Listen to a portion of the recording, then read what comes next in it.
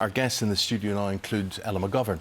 When Ella went to see Ariana Grande last week with her friend, she couldn't have predicted how much it would change her life. She's 14 years of age. She survived the attack after being just metres from where the bomb actually went off. Well, she was terrified, and Ella then rang her parents for help but was unable to maintain contact. Luckily, another concert goer who's also here with us, Jennifer Lee, spotted injured Ella and came to her help. And after an appeal on social media, the two were recently reunited. So Jennifer's here with us this morning, along with Ella McGovern and also her mum, Louise. Good morning. Explain to us why this lady is so important to you and why you just want to hug her and kiss her and tell her you love her. Well, at the time you've got lots of panic and it was really stressful to deal with, and she basically calmed me and my mum down because I couldn't hear my mum on the phone because my ears were ringing. She just calmed us down and helped us find each other. She rang my mum and she rang an ambulance for me.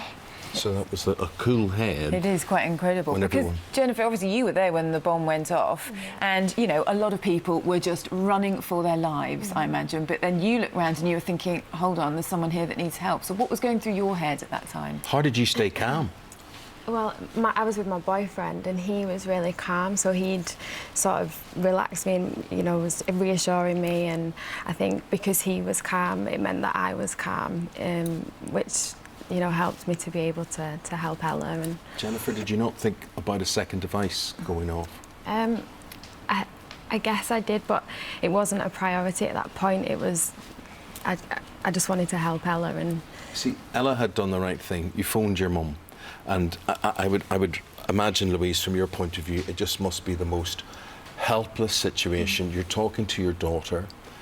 You want to help her, and you're so far apart. You can't put your hand on that phone line. There's nothing you can do. You're powerless.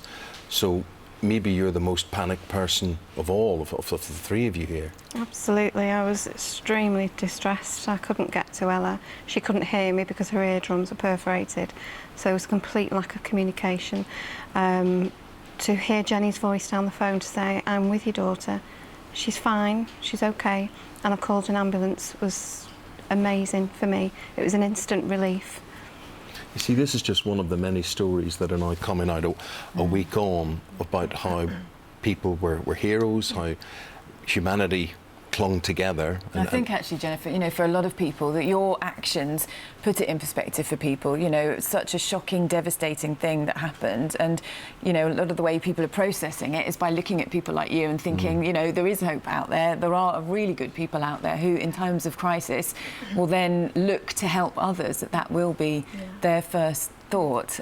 So it is, you know, an amazing thing that you did. And I know there was then a social media appeal, wasn't there, to get you two back together. How was that when you thought, actually, they're looking for me, and the moment when you saw each other again? I was shocked when I first saw it because somebody tagged me in it, but I thought it was amazing that I was able to be reunited with Ella and be able to see how she was, and yeah, I visited her the next day at her house, and it was amazing to see that she was recovering and she was doing well. This is great. And how are you doing, Ella? Because obviously, I imagine, you know, there's still a huge amount of shock that you'll be left with. I know you're still having ongoing treatment. How are things for you? Well, I have struggled to walk. That's why I have to wear So you've still got some plasters and things, haven't you? I've got stitches there and it's just a lot of pain. Do you think Jennifer's a hero? Oh, very much so, yeah. Even though she's never thought that, she genuinely is. And you don't? And there were so many people helping, and all the emergency services, and there's so many people who came together, and yeah, no. But I think, Jennifer, all of us would think, what would I do in that situation? Could I have done what you did do? And that's the big test. Thank you, the three of you.